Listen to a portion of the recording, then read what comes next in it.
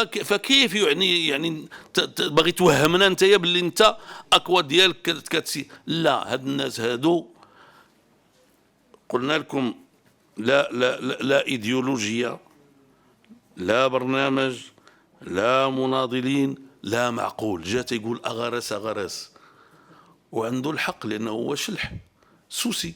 والسواسه حنا كنعرفوهم باغرس اغرس، هذه كلمه ديالهم. ولاني سولوا دابا السواسه واش كيشوفوا هما هاد اغرس اغرس. وبالمناسبه كاين واحد المشكل اخر عند هاد الحكومه، مش غنقول المحترمه الغير المحترمه، المهم الله يخرج العاقبه بسلام معها. دابا غنهضر على السواسه. السواسه جاو من المناطق ديالهم لا يملكون شيئا،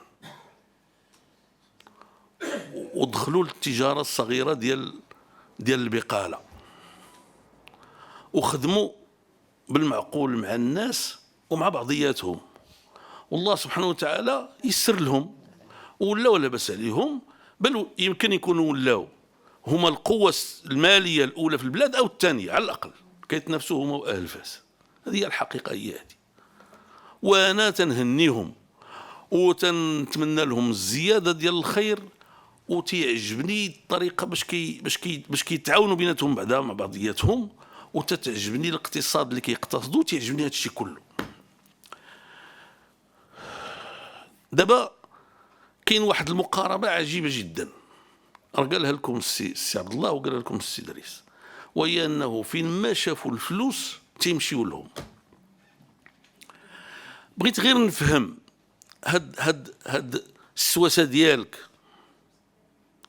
تسمحوا للشركات الكبرى باش يديروا لي سوبر مارشي في وسط المدن، في وسط الاحياء، عفوا في وسط الاحياء، وفين ما كان شي سوبر مارشي كل شي البيسريه اللي دايرين به تيموتوا تينتهيوا. انا قدامي بيسري كنا كنتقضاو منه، كانوا عايشين فيه 5 العائلات، 5 كيتداولوا على ذاك البيسري، 5 الخوت كيتداولوا على ذاك البيسري. واحد دابا مسكين مات، وواحد ولا كيحضي الطوموبيلات، والاخرين يعلم الله شنو دار بهم. وواحد اخر بيسري اخر كنا كنمشيو لعنده، كان كيدير يعني كان عنده تقريبا كل شيء، كنمشيو لعنده صاحبنا، حنا خوت دابا اصدقاء، فهمتيني ولا لا؟ ولا تيبيع داك الشيء ديال الالكترونيات الى اخره. علاش فين ما شميتي الريحه ديال الفلوس، اما نتوما اما صحابكم اما جو نسي بلي تخو، كي كتجيو وتسفوا داك الشيء كديروا لافونتوز وتجروا داك الشيء وتديوه. غتقولوا لي سي عبد الله واش انت ضد الشركات الكبرى وضد الاماكن ديال لا، انا ماشي ضدهم، بالعكس. ولكن هاد الشركه، هاد لي سوبر مارشي الكبار وهاد الشيء ما تيديروهمش الناس في وسط الاحياء، بما في ذلك الاحياء الشعبيه. سير لخارج المدن وديرهم تمايا، تيمشيو لعندهم الناس اللي عندهم السيارات وتيبغيو داك الشيء تيشعل، فهمتيني ولا لا؟ وخليو الناس يتمعشوا، فهمتيني ولا لا؟ انا الى حد الان معظم ما نشتريه من عند واحد من البيسري باقي صامد، ولاني بعيد علينا واحد شويه، ماشي بيسري هري عنده، فهمتيني ولا لا؟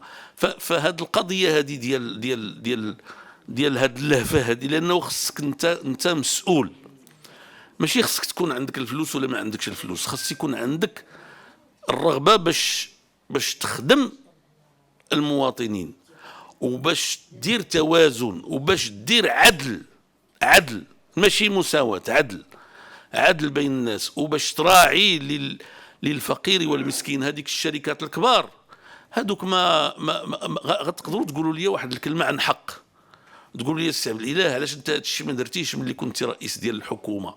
انا ما جيتش باش ندير كل شيء، هذاك الشيء اللي انتبهت له في ذاك الوقت راني درته الحمد لله. وداك الشيء اللي ما انتبهتلوش، واخا نكون درت شي حاجه وكانت خطأ، راه ماشي معناه ان خصك انت تدير خطأ وتستدل بيا، لا بالعكس. الا كان خاصني انا ضروره نعتذر، انا مستعد نعتذر، ولكن انت ما ديرش لا ميم ايرور. انا ما درتش، جو في اوكين ايرور. ولكن هاد الشركات الكبرى التي تمتص يعني قدرات المجتمع وقدرته الشرائيه على حساب يعني المستثمرين، بطبيعه الحال تيقول لك لا، ولكن دوك البشريه ولاو كيديروا شي امور ماشي هي هذيك، ما بقاش الحليب تيطفيو الضوء في الليل الى اخره، الحليب ماشي تيكون سميتو ولا دانون تيجي حامض الى اخره. الا داروا شي مخالفه ماشي تقطع له الراس، ديروا المراقبه. يعني كاينه وسائل وقوانين باش كترد بنادم للصواب، وغير الكلام كافي. ولكن لا، كيمشي. وهذا الشيء هذا دابا في مختلف المجالات. ولهذا انا كنقول لكم واحد القضيه. الاخوان كيقول لكم خصكم تردوا البال. ما عرفتكم واش فهمتيو شنو كانوا كيقولوا لكم ولا لا؟ فهمتيو؟ ايوا الحمد لله على سلامتكم. وراه دابا هما تابعين كل مجال شافوه فيه راهما عندهم عفاريت كيدرسوا وتيشوفوا شي حاجه كثرات ولا شي حاجه كيعرفوا موراها الفلوس، وملي كيعرفوا موراها الفلوس كيديروا لي فونتوز وكيجروا داك الشيء.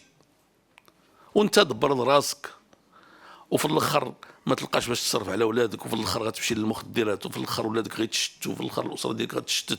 يسون فوت. راه هذا الشيء اللي كان وقع واحد الوقت في البيرو ظهر لي سو سون روسيزي ان بو جو كخوا. فهمتيني ولا لا؟ وفي بعض الدول الاخرى ديال امريكا اللاتينيه. وحنا المغرب ما خصش هذا الشيء هذا نكونوا مهددين به. حنا خصنا نكونوا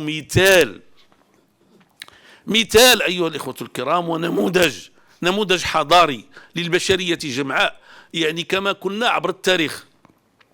راه المغرب واخا المشرق هو اللي كانت فيه الخلافه، هو اللي كان كبير وداك الشيء، راه المغرب راه كان دائما عنده اشعاع خاص، وباقي عنده الحمد لله اشعاع خاص، وخصنا نحافظوا عليه.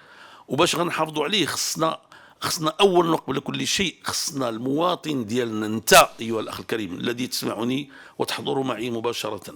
وبالمناسبه كنهنيكم على هذا الحضور الكثيف اللي كنشوف قدامي. فهمتي؟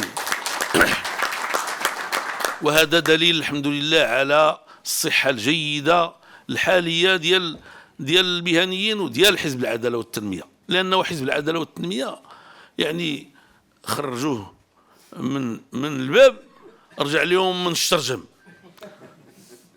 المعارضه الحقيقيه القويه اللي كاينه اليوم في البلاد، وما يتقلقوش الاخوان ديال المعارضه، هي حزب العداله والتنميه.